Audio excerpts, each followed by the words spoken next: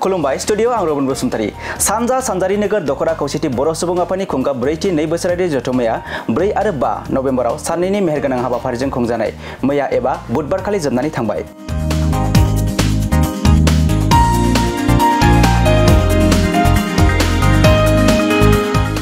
बे जथुमखौ बिजयपुर गामिनि गेलेग्रा फोथाराव गाजा गोमजायै खुंफुंनाय जादोंमोन। हाबाफारि बायदि सानजा सानजारि नोगोर दखरा खौसेथि बर' सुबुं आफादनि गोथार फिरफिलाखौ बिरहोयो सानजा सानजारि नोगोर दखरा खौसेथि बर' सुबुं आफादनि आफादगिरि सुनित बसुमतारी बिथाङा।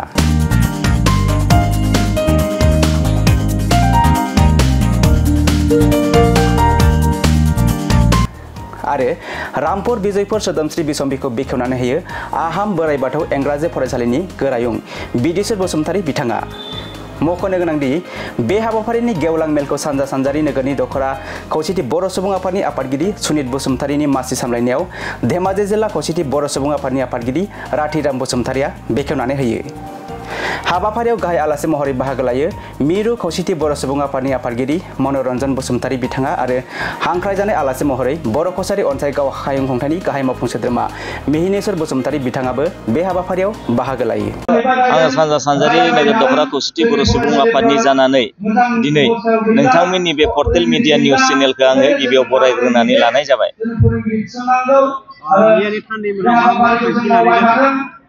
मैयानि थान्दै मेलाव जोङो गासै रायजो राजाजों लोगोसे जोंनि थान्दै बिथांमोननि गेजेरजों जोङो मोनसे थांखि लानाय जायोदि जिहेतु जोंनि जिहेतु खौसेथि बर' सुबुं आफादनि मावनां हाबा दिनै जोंनि खौसेथि बर' सुबुं आफादनि गुबै मावनां हाबा होनोबा दिनै जोंहा गिबि दाबि हिसाबै जोंनि जिहेतु BKWC दासिमबो आबुं महर मोनाखै।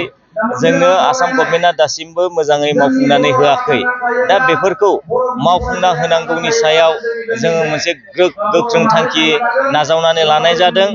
बेखौ जोङो जिल्ला आफादनिसिम दैथायहरनाय जागोन। बेनो जाहैबाय जोंनि बर' कसारी काउन्सिलनि जिहेतु गामिफोरखौ सोसनाखै दासिमबो भिलेज नटिफिकेसन दिनै सोसनजोबाखै आरो बेनि सायाव बियाब दाफुंनाय बेखौबो दिनै दाफुंजोबनानै होआखै।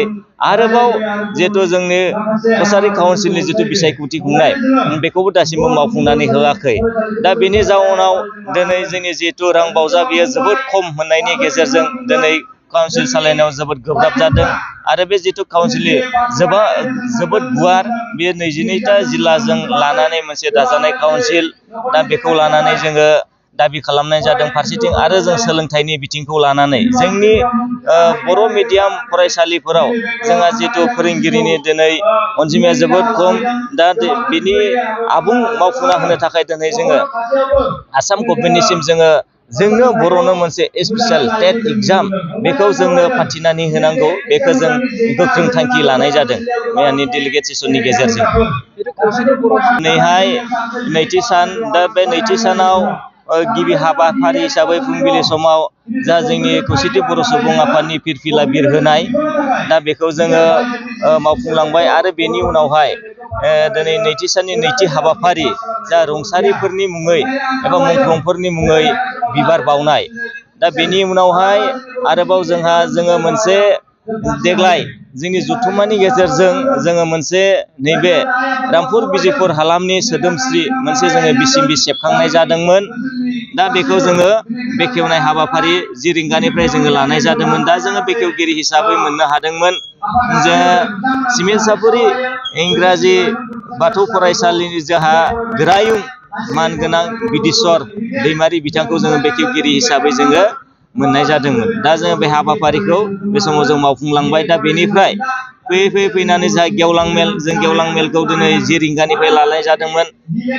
दा बे गेवलां मेलाव जोङो बेखेवगिरि हिसाबै जोङो धेमाजि जिल्ला खौसेथि बर' सुबुं आफादनि मानगोनां आफादगिरि राथिराम बसुमतारी आरोबाव जा गाहाय आलासि हिसाबै मिरु खौसेथि बर' सुबुं आफादनि मनरन्जन बसुमतारी सार आरोबाव जर'खा गाहाय आलासि हिसाबै जा जोंनि काउन्सिलनि एबा BKWC गाहाय मावफुं सोद्रोमा मिहिनेश्वर बसुमतारी सार आरोबाव बेजों लोगोसे जोङो थांखि जानाय बुंथिगिरि हिसाबै जा धेमाजि जिल्ला दुलाराय बर' फरायसा आफादनि जा हिरण्य स्वर्गीयारि बिथां आरोबाव जा जनाय जिल्ला बर' साहित्य आफादनि जोंहा दिलीप बसुमतारी बिथांमोनखौ जोङो मैखोम आलासि महरै दिनैनि मेलाव जोङो लेंनाय जादोंमोन। दा बे दिनैनि गेवलां मेलाव जोंहा नैबे 7टा बा 7 गं गामिनि रायजो राजाफोरजों लोगोसे आरोबाव गासै जोंहा गं 37 खोन्दो आफादनि गासै मावथि सोद्रोमा बिथांमोना दिनै बाहागो लाफैनानै दिनैनि मेलखौ गाजा गोमजायै एबा मेहेरगोनाङै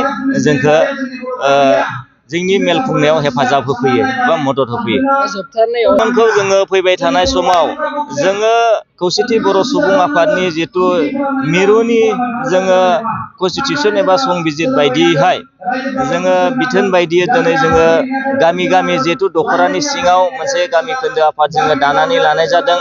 दा बेनो जाहैबाय जोंहा दिनै माखासे जेंना जेंसि बुंनो थाङोब्ला जोङो दिनै गामि ओनसोलाव गोबां फिसा फिसा जोंहा जेंना जेंसि सोमजियो। नाथाय बैफोर जेंना जेंसिफोरखौ दिनै जोङो दख'रा लेभेलाव जों मिन्थिस्लाब हाया बा जोंनो फोरमायहरस्लाबा बिथांमोना।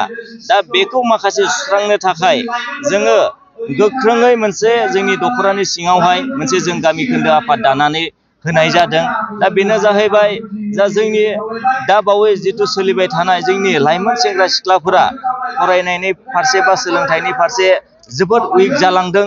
बेनो जाहैबाय जौ जुवा ड्राग्सनि गेजेरजों जोबोद जोङो गोदोफबनायखौ नुनो मोननाय जादों।